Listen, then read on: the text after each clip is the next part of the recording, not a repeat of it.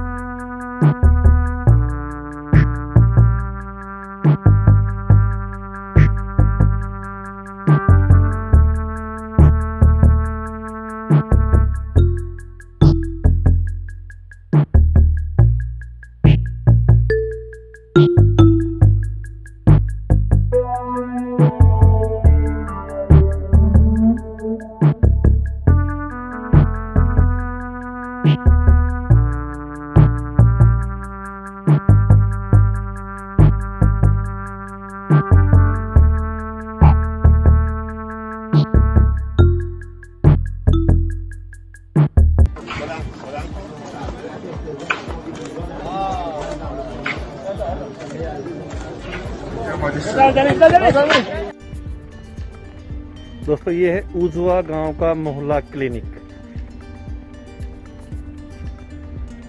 देख सकते हो आप, ये ताला लगा हुआ है और फिर ताला लगा ही रहता है।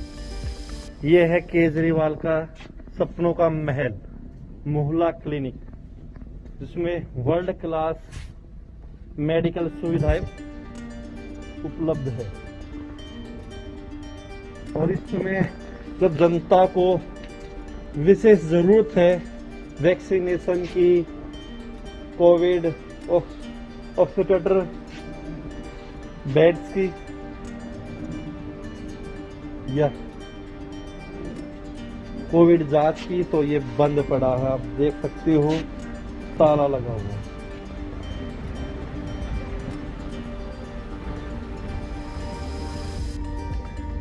यह है केजरीवाल के सपनों का महल जो इस समय बंद पड़ा है।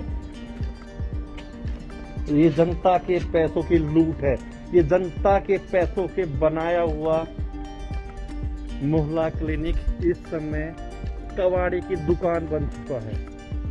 जब जनता को जरूरत है इसकी, तो ये खुद एक कोरोना से ग्रसित मोहल्ला क्लिनिक लग रहा है।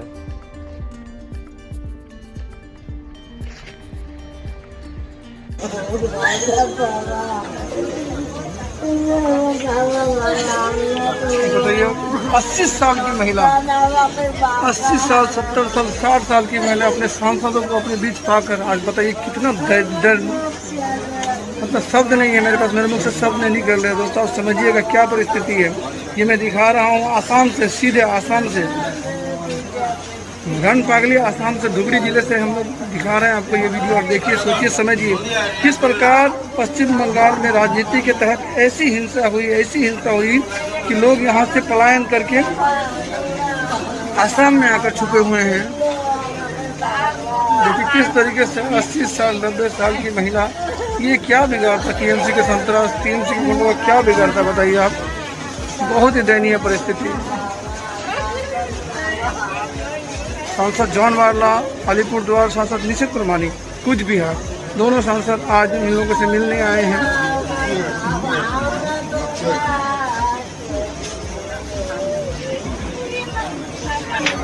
একদম মোদি জি লোক পাঠিয়ে দেয়, রাজ্যপাল সাহেব আসছে, এই যে আমার এমপি সবগুলো আসে, কান্দেন না দিদি, কান্দেন না।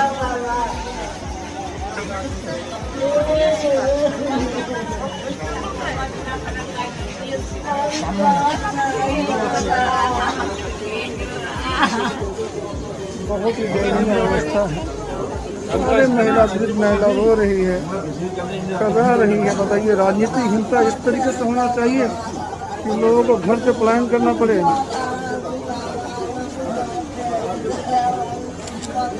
आज दो सांसद, कूच बिहार के सांसद, अलीपुरद्वार के सांसद, दोनों सांसद आए हैं।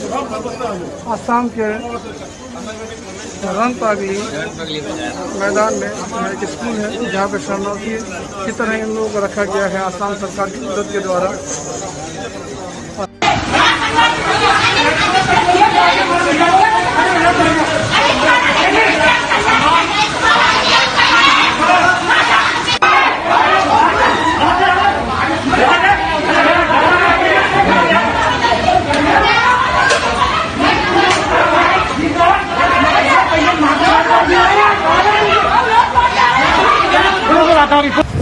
Friends, we are here in Houston to condemn the post-poll violence that is taking place in West Bengal under Mamata Banerjee's government watch and the state machinery that is failing the people of West Bengal as the Hindus are being subjected to untold killings, rapes, and exodus from their homeland, their only homes, and there is no media coverage, there is no international coverage.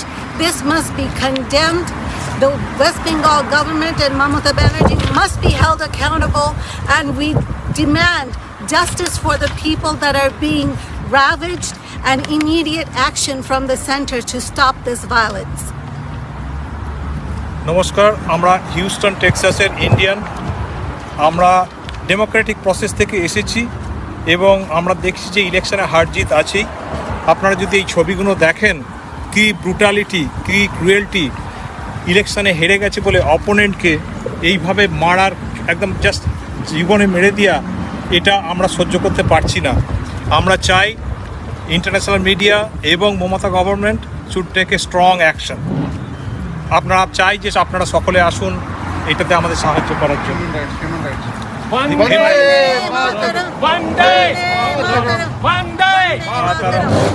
बहुत सारे लोग परेशान हैं, हैरान हैं, चिंतित हैं, विचलित हैं, कुछ लोग बदहवास भी हैं। लोग फ्रस्ट्रेट हो गए हैं, लोग सवाल पूछने लगे हैं कि जो मोदी सरकार है इसको हमने 303 सीटें इसीलिए दी थी क्या। लोग व्यंग्य और कटाक्ष करने लगे हैं कि जो 56 इंची सीना है क्या वो इसीलिए था। और ये बंगाल में नहीं, अगर आप देखें तो पूरे भारत में हिंदुओं की राइट टू लाइफ को थ्रेट है, क्योंकि कुछ ऐसी आइडियोलॉजीज हैं जो हमसे, हमारा पहला ही जो सबसे मोस्ट फंडामेंटल राइट है, जो सबसे पहला, इससे ऊपर कुछ नहीं होता, उस राइट को ही थ्रेट देते हैं। क्या आपको पता है भारत में हमारी 5 फार्मा कंपनीज हैं सरकारी, है ना, उनके नाम भी नहीं जानते हम। तो दोस्तों, जब आप सर्दी और जुकाम के लिए सरकारी दवाई पर रिलाई नहीं कर रहे हो, तो आपने अपना जो राइट टू लाइफ है वो सरकारी तंत्र पे कैसे छोड़ दिया है। अब हम समझते हैं जो पॉलिटिकल सिस्टम है ये क्या होता है और कैसे काम करता है। अब आइए मैं आप लोगों के कुछ भ्रम तोड़ता चलूं। आपको क्या लगता है कि ये भाजपा को, मोदी को 303 सीटें जो हैं आप लोगों ने रक्षा और न्याय के नाम पे दी थी? हाँ भाई, जैसे बंगाल चुनाव हुआ, चुनाव के बाद उसके रिजल्ट है, और उस रिजल्ट के बाद जो चीजें ग्राउंड पे हम लोगों ने वहां पे देखी, जैसे हिंदू महिलाओं के बलात्कार हुए, हिंदुओं की जान ले ली गई, हिंदुओं को भगना पड़ा, कुछ हिंदू भाग के आसाम की तरफ गए, कुछ लोग खेतों की तरफ भाग गए कि उनकी जान बची रह जाए। ये सब देख के बहुत सारे लोग परेशान हैं, हैरान हैं, चिंतित हैं, विचलित हैं, कुछ लोग बदहवास भी हैं। लोग फ्रस्ट्रेट हो गए हैं, लोग सवाल पूछने लगे हैं कि जो मोदी सरकार है इसको हमने 303 सीटें इसीलिए दी थी क्या। लोग व्यंग्य और कटाक्ष करने लगे हैं कि जो 56 इंची सीना है क्या वो इसीलिए था।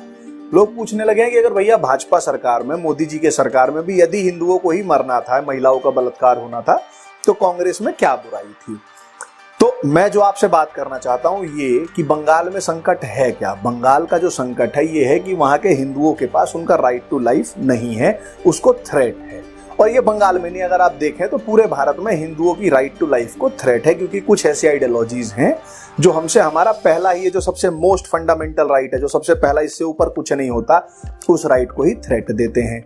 अब ये ऐसा क्यों है? तो इसका एक कारण जो मुझे लगता है वो है सुरक्षा संबंधित उपकरणों की कमी।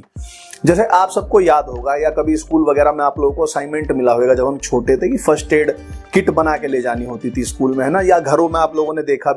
Press the bell icon on the YouTube app and never miss another update.